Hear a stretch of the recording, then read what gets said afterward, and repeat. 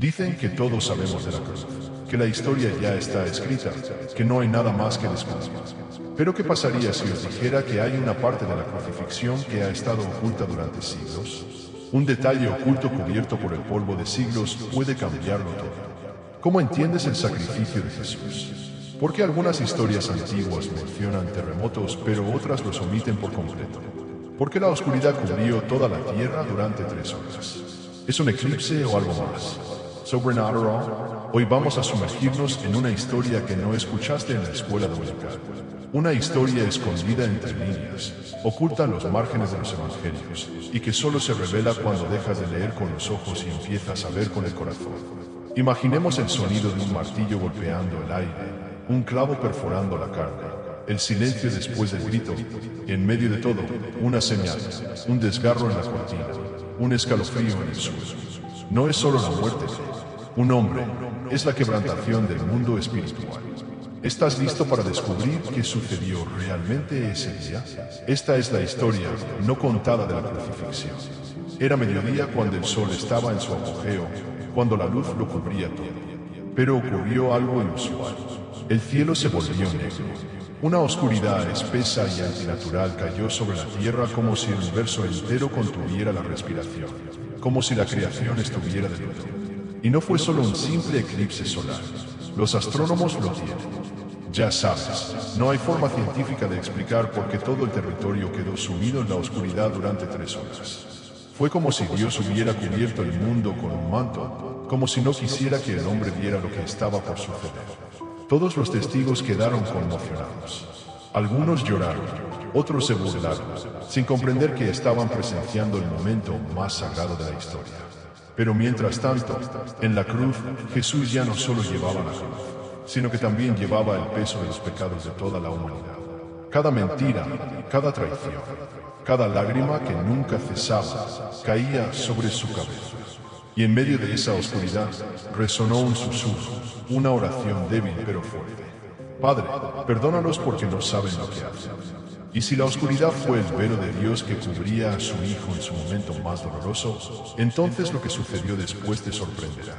Pasaron los minutos y el mundo parecía detenerse. Los soldados aburridos permanecieron observando. Los sacerdotes murmuraban a lo lejos, parecían complacidos, pero el cielo todavía no estaba tranquilo. De repente, en medio del silencio, desde aquella desolada colina del Gólgota se escuchó un grito desgarrador. No fue un grito de miedo ni de derrota. Fue un grito que desgarró el aire. La voz atravesó la atmósfera como una espada de fuego. Eloi, Eloi, se lee Bactania.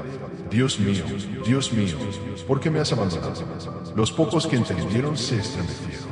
Otros pensaron que hablaba con Elías. Pero lo que nadie sabía en ese momento era que ese grito no era solo un dolor humano, sino un eco antiguo, una profecía oculta contenida en el Salmo 22.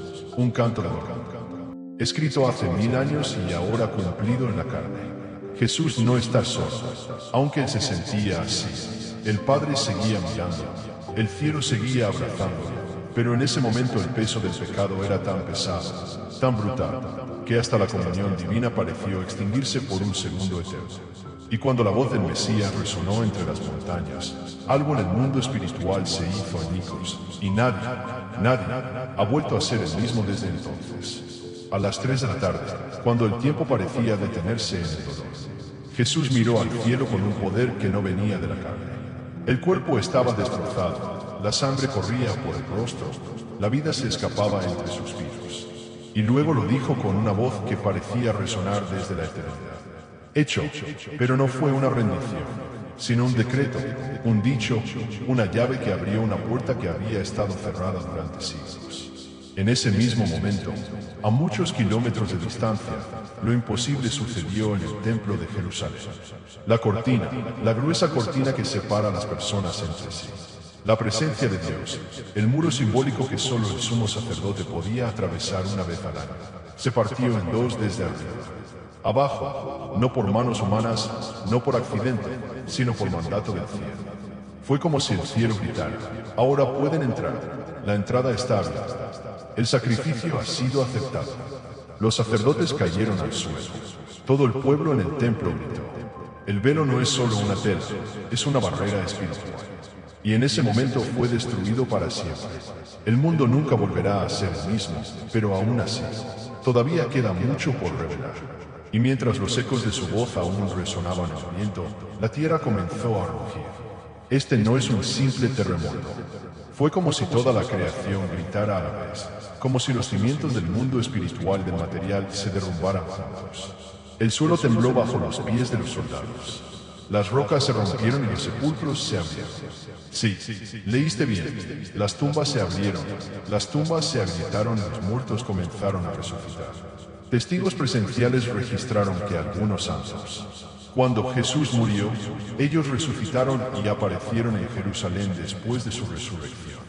¿Te imaginas ver a alguien que enterraste hace años parado allí y hablando de la persona que fue crucificada?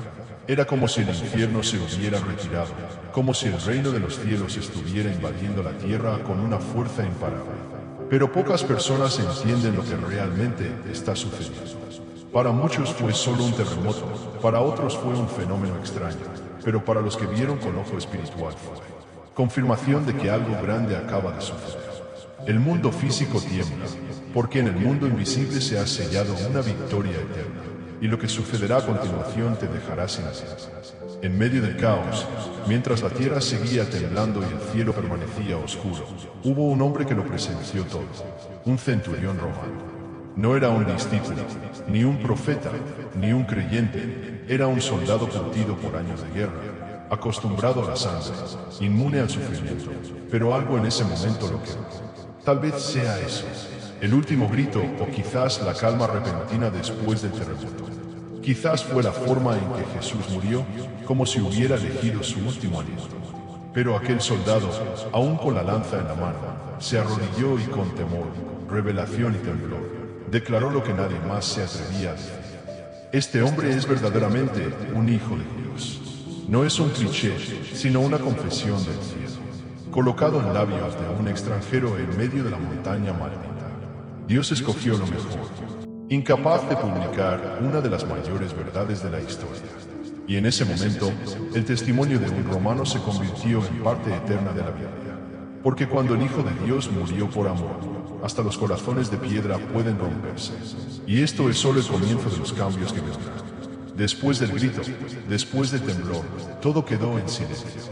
Un silencio denso y extraño, como si el mundo hubiera olvidado cómo respirar. Los cuervos volaron y el viento dejó de soplar. Incluso el sol, apenas empezando a salir entre las nubes, parecía vacilante, como si no estuviera seguro de si se le permitiría brillar nuevamente. El cuerpo de Jesús colgaba de la madera, inmóvil, desnudo, pero lleno de gloria invisible. La gente curiosa empezó a marcharse. El enemigo se fue silenciosamente, sin mirar atrás. Pero en los corazones de algunas personas, algo ha despertado. Una mujer no podía dejar de llorar al pie de la cruz. Otro se cubrió la cara y se preguntó si había cometido el peor error de su vida. La vida y los demás simplemente huyen de la montaña como si sus pecados los persiguieran cuesta abajo, como si el cielo estuviera esperando, como si los ángeles cerraran sus alas, como si Dios mismo estuviera preparando algo más. Porque aunque Jesús entregó su espíritu, su misión no había terminado. Y lo que ocurrió en las horas siguientes no fue menos milagroso y sagrado. Cambiaría el curso de la historia para siempre. Al caer la noche, una oscuridad diferente cayó sobre Jerusalén. Ya no lo es la oscuridad del cielo, sino del alma humana ante la muerte de un hombre inocente. El cuerpo de Jesús estaba desgarrado, ensangrentado, abandonado, todavía colgando de la madera como si no mereciera descanso. Pero en medio de esa multitud silenciosa surgió el coraje de un hombre que pocos esperaban. José de Arimatea, miembro del Sanedrín, un hombre rico y respetado que había mantenido su fe en secreto, decidió no guardar más silencio. Fue directamente a Pilato, le pidió tomar el cuerpo y envolverlo en una sábana limpia, como si estuviera cuidando el cuerpo de un rey. Entiendo por qué un hombre tan poderoso arriesgaría su reputación por un hombre crucificado. Pero José lo sabía. Sé que este cuerpo ha sostenido el universo. Sé que la sangre tiene poder. Lo colocó en un sepulcro recién excavado en la roca. Lo selló. Mientras lo hacía, el cielo volvió a quedar en silencio. Pero en el infierno invisible no hay celebración. Estaba turbado, porque aunque el cuerpo descansaba, el alma del Hijo de Dios descendía al abismo. Y allí, en lo más profundo, se desarrolla una guerra silenciosa. A punto de comenzar mientras el mundo dormía, mientras los apóstoles lloraban en casas cerradas y los líderes religiosos celebraban su aparente victoria, el Espíritu de Jesús descendió, pero no fue derrotado. Número descendió como un rey, como un conquistador, como alguien que ejercía un poder al que ni siquiera el infierno podía resistirse. La Biblia susurra acerca de este misterio. Él descendió a lo profundo de la tierra para llevar cautivos. Imagínese eso por un momento.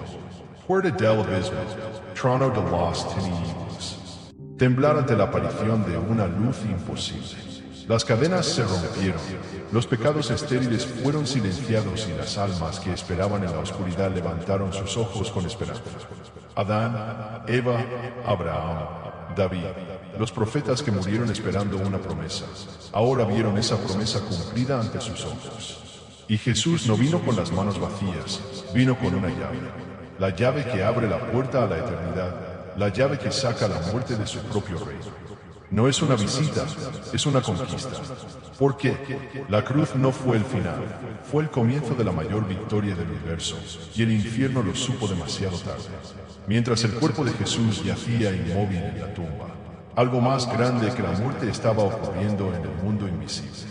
No hubo trompeta, ni testigo, solo temblor en las raíces del infierno y silencio ensordecedor en el cielo, porque el plan de Dios había llegado a su culminación. Cada segundo que el cuerpo yacía sobre la roca era un decreto profético cumplido palabra por palabra. 3 días, 3 noches, no es una casualidad, es un eco de la señal de Jonás, la señal que Jesús anunció, pero que muy pocos entendieron.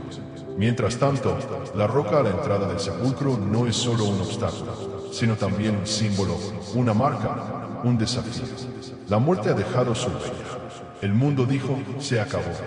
Pero el cielo sonríe porque en el silencio absoluto, en la oscuridad más profunda, Dios está escribiendo la historia más gloriosa jamás contada. Y cuando el primer rayo del tercer rayo, el día que el sepulcro toca, el cielo se prepara para rugir, porque aquel que nació está por resucitar y nada podrá volver a ser igual. El sol salió tímidamente en el cielo de Jerusalén. Era martes y aunque para muchos era una mañana más, para el cielo era el comienzo de una nueva era. María Magdalena caminaba con pasos temblorosos, con los ojos hinchados de llorar, con las manos llenas de especias para ungir el cuerpo de su Señor, pero su corazón estaba lleno de dolor y de esperanza. Inexplicable, ella aún no lo sabía, pero estaba a punto de presenciar el momento más glorioso de la historia.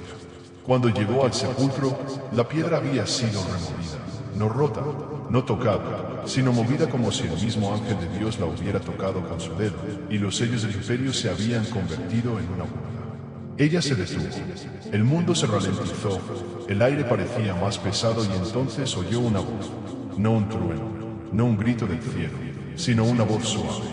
¿Por qué lloras? María al principio no lo entendió, pensó que era jardinero, pero cuando oyó su nombre, María, su alma lo supo. Es él. Jesús sigue vivo y con esa revelación el tiempo se divide en antes y después para siempre. Allí estaba él, vivo, pero ya no como antes, ya no como el hombre crucificado, sino como el Rey resucitado, con la gloria brillando incluso en su humanidad. Pero aún no ocultó la herida. Manos todavía abiertas, piernas todavía heridas, caderas todavía perforadas. Porque Jesús no volvió a negar su dolor, sino que lo mostró como. El trofeo es la prueba innegable del amor más profundo que el mundo haya conocido. María cayó a sus pies, pero él la levantó con suavidad. No me toques todavía. Ve y díselo a mis hermanos. Este mensaje no es para los poderosos ni para los sabios. Fue por sus amigos, por aquellos que lo habían abandonado, por aquellos que todavía lloraban en habitaciones cerradas, creyendo que todo había terminado. Jesús no los juzgó, los buscó, los llamó y se dejó ver primero por una mujer, luego por 2 personas en el camino, luego por un gran grupo de personas. Miedo y cada vez que aparecen no trae ira, sino que trae paz, paz a ti. Porque su resurrección no es solo una prueba de poder, sino también una declaración de perdón. Y hasta el día de hoy, esa voz todavía resuena. Estaban encerrados, las puertas cerradas herméticamente. Sus esperanzas se extinguieron como velas sin oxígeno. Pedro todavía sentía la culpa como un cuchillo que le apuñalaba el alma. Juan nunca pudo olvidar ese último aliento. Tomás no podía creerlo, no porque no quisiera creerlo, sino porque tenía el corazón roto. Y de repente, nadie abrió, ningún cerrojo se giró. Conmovedor, Jesús apareció entre ellos, no como un fantasma, no como un recuerdo, sino con un cuerpo glorificado que aún llevaba la marca del amor eterno. Que la paz esté contigo. La atmósfera cambió, el miedo desapareció, el fuego perdido se reavivó. El Señor les mostró sus manos y su costado, y los que habían dudado creyeron. Los que huyeron han regresado, pero una persona no ha regresado. Tomás. Y cuando Él llega, las palabras no bastan. Él quiere jugar, Él necesita sentir. Y Jesús, con la dulzura de Dios, que comprende nuestras heridas, le dijo: toma tu dedo, mete allí tu mano, y no descreas, sino cree. Y Tomás, arrodillado, solo pudo decir: Señor mío y Dios mío. El fuego que se encendió en esa habitación aún arde en los corazones de quienes te buscan. No estaba en el templo, no estaba en el trono. La gran comisión nació entre personas temblorosas, rodeadas de cicatrices y gracia. Jesús, incluso con heridas visibles, se acercó a ellos, no con reproche, sino con propósito. Como el Padre me envió, así también yo os envío. Dicho esto, sopló sobre ellos. No cualquier viento, sino el mismo aliento que una vez creó al hombre del polvo de la tierra, el aliento del Espíritu, el mismo aliento que se movió sobre las aguas en el principio. Ese día, un grupo de pescadores, recaudadores de impuestos y corazones rotos se convirtieron en columnas eternas. Ya no son los mismos. Vieron al hombre que había resucitado. Tocaron la eternidad con sus propias manos. Y aunque el mundo todavía estaba oscuro, ahora trajeron luz. Jesús les dejó una promesa: estaré contigo todos los días hasta el fin del mundo. Él no los envió solos, les dio su espíritu, su presencia y su poder. Y a cada paso que daban, las huellas del hombre resucitado se hacían más grandes. Porque el mundo necesita saber que la cruz no es el final, sino el comienzo de una revolución de amor que aún existe. Han pasado 40 días, días de reuniones, días de enseñanza, días de partir el pan con manos gloriosas y palabras que calentaron corazones. Jesús los llevó a una montaña. De nuevo, pero esto no es como el sermón del monte, ni es como la crucifixión. Esta montaña será testigo de una despedida que no es un final, sino un comienzo. Los discípulos lo miraron. Algunas personas todavía tienen dudas y Él lo sabe. Pero Él los escogió, Él los envió y Él los amó. Recibirás poder cuando el Espíritu Santo venga sobre ti. No el poder humano, no la influencia política, sino el poder del cielo para sanar, para predicar, para amar hasta la muerte. Y entonces, sin previo aviso, sin un estallido, Jesús comenzó a levantarse. Sí, ante sus ojos, unos murieron, otros fueron sepultados, otros resucitaron. Ahora Él es Rey. Una nube lo oscureció, pero su presencia no desapareció. Mientras los apóstoles miraban al cielo, la voz de un ángel les recordó: este mismo Jesús regresará, no como un siervo sufriente, sino como un rey glorioso. Y en aquel día todo ojo lo verá. A partir de ese momento, algo cambió para siempre en los corazones de la humanidad. Ya no es solo historia, ya no es solo religión. Es una verdad viva, un mensaje que trasciende siglos, idiomas. La cruz dejó de ser un símbolo de tortura y se convirtió en un símbolo de redención. Porque allí, entre sangre y leña, Jesús lo dio todo, no para establecer una tradición, sino para abrir un camino. Un camino que sigue ardiendo, un camino que sigue llamando, que sigue transformando, que sigue liberando. No importa lo lejos que hayas llegado o cuántas veces hayas caído, es Jesús que murió y resucitó quien te llama por tu nombre hoy, como llamó a María, como perdonó a Pedro, como abrazó a Tomás en la oscuridad. Tus dudas no tienes que entenderlo todo, solo tienes que acercarte, porque las manos todavía están abiertas, las heridas todavía cuentan la historia, y el amor que sangró en el Gólgota, todavía fluye como un río para todos los que creen. La cruz no es el final, sino la clave, y tú sigues siendo parte de ese plan eterno. Ahora ya sabéis lo que mucha gente no se atreve a decir. Ahora has caminado por la oscuridad del Gólgota. Has sentido el temblor bajo tus pies y has visto la tumba vacía con los ojos de tu alma. La pregunta ya no es si esto sucederá. La pregunta es, ¿qué vas a hacer con esta verdad? No es una historia simbólica, ni una leyenda para repetir, sino la verdad. Cada uno, cada lágrima, cada palabra es para ti, por cada noche oscura, por cada pecado oculto, por cada pensamiento de rendirse, por cada herida que nadie.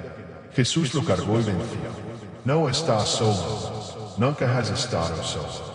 La cruz es la carta de amor más grande jamás escrita, firmada con sangre, sellada con la resurrección y entregada directamente a tu corazón.